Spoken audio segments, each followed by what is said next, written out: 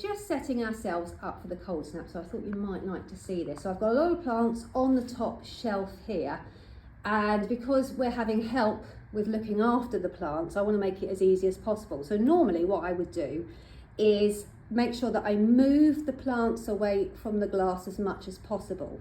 Now sometimes that is impossible if you haven't got a lot of room, so what is a really good idea is to put a layer of horticultural fleece between the glass or the plastic and the foliage, so that the foliage isn't actually sticking to the glass or the plastic. So if the foliage actually sticks to the plastic through condensation, then that leaf can then get damaged by the cold. It's more vulnerable. But if you've got a layer of fleece just tucked in between the inside of your greenhouse and the foliage, then that will give the plant lots of extra protection.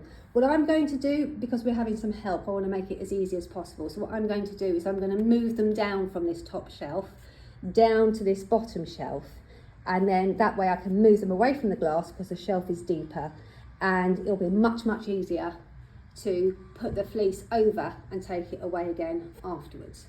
But it's completely up to you. You've got a couple of options. For the sweet peas, which were sitting on the shelf that I'm now going to use for the ranunculus, I've moved them to the floor. Now, rather than putting them straight onto a hard, cold surface, I've put some crates upside down. Now, you can use some cardboard or you can use some blocks or planks of wood. Two reasons. Number one, I don't want to put the pot straight onto a hard, cold surface because it will make the roots really cold, but also it will impact on the drainage of the pots because it will cover up those drainage holes. We've spoken about that before.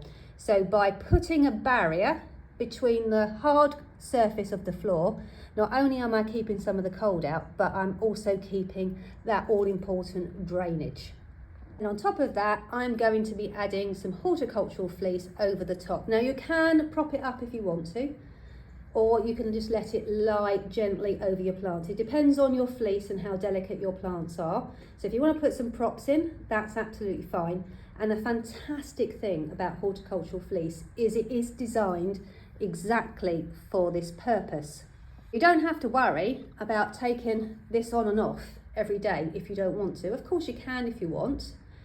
But if you want to just place your fleece over the top for the duration of the cold spell, the great thing is, because it's not the plastic propagator lids which traps in all of the moisture and condensation and can make your plants overheat if the sun comes out. This doesn't. It shades them slightly from the very hot sunshine, but it does let all the light through. It's breathable.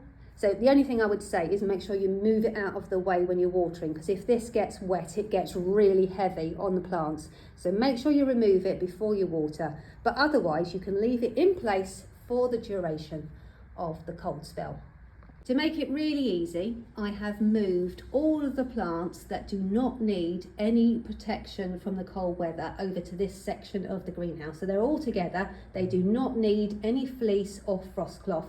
The only reason they're in the greenhouse at all is to help with the germination, which we have, and to protect them from physical damage from too much rain or from the wind from actually damaging the plants. They're looking really healthy, and you can see that I have made a start potting on my sweet rocket. Sweet rocket actively needs these cold conditions as plants for them to flower properly next year. Don't worry if yours are not quite as big as mine.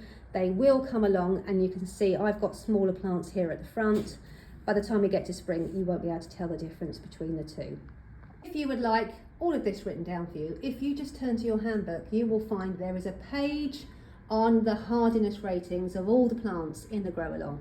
So you can just print it out, and then you'll know which plants you need to fleece and which plants can stand quite happily on their own 2 feet.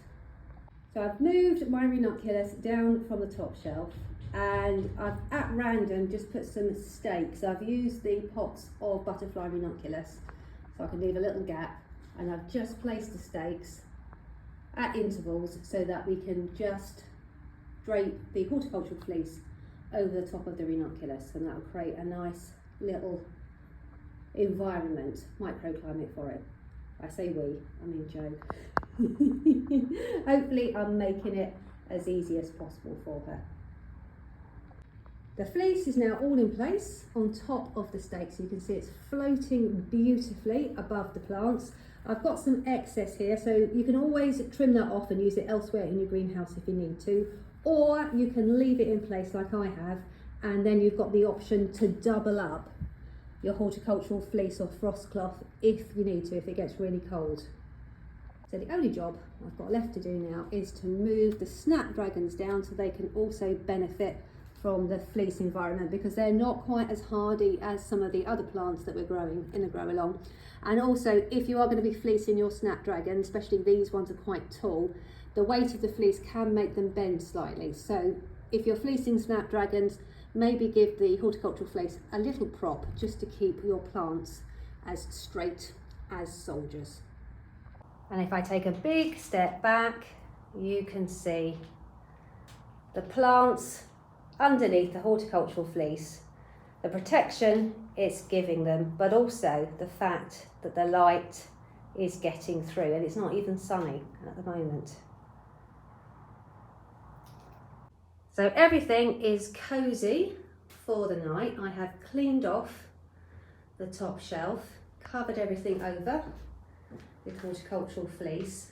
And another thing just to bear in mind is your water. Make sure you turn your water and run the pipes so that they're empty, because if water freezes, it expands and it can burst your fittings. I'm going to take my gun actually indoors. I've emptied it of water, it should be fine, but I'm just going to take it indoors as well, because I have lost them before, where the water expanded, it broke the fittings, and then the gun didn't work anymore.